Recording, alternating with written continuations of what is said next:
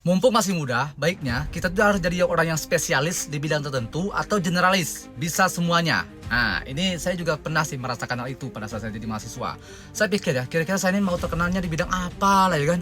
Tapi kalau khawatirnya, kalau kita udah fokus di satu bidang, ternyata kalau gagal, ya ngulang lagi dong jauh. Nah, maka waktu itu ketika saya jadi mahasiswa, saya menggunakan masa muda saya untuk menjadi orang yang multitasking, ya multi talent, atau kita coba semua hal.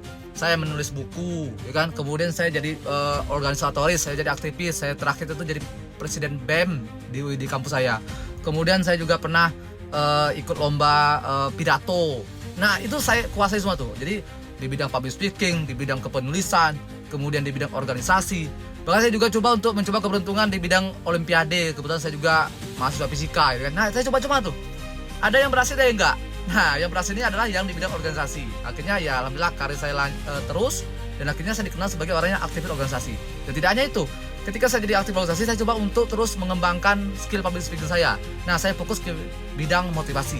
Jadi saya seringkali diundang untuk memberikan training motivasi nih kepada para junior-junior di kampus. Nah, akhirnya sampai hari ini saya sering diundang untuk jadi seorang motivator di kampus, dan juga saya upgrade lagi. Akhirnya sekarang udah diundang bukan lagi sebagai training motivator, bukan jadi sebagai trainer motivator, tapi juga sebagai ustadz penceramah khusus di bidang sejarah Islam. Nah, jadi ternyata kalau ditanya ketika masih muda, baiknya kita tuh generalis atau spesialis. Baiknya sih kalian harus generalis. Kalian coba segala hal sehingga nanti kalaupun gagal, kalian masih ada waktu untuk bisa memperbaiki diri.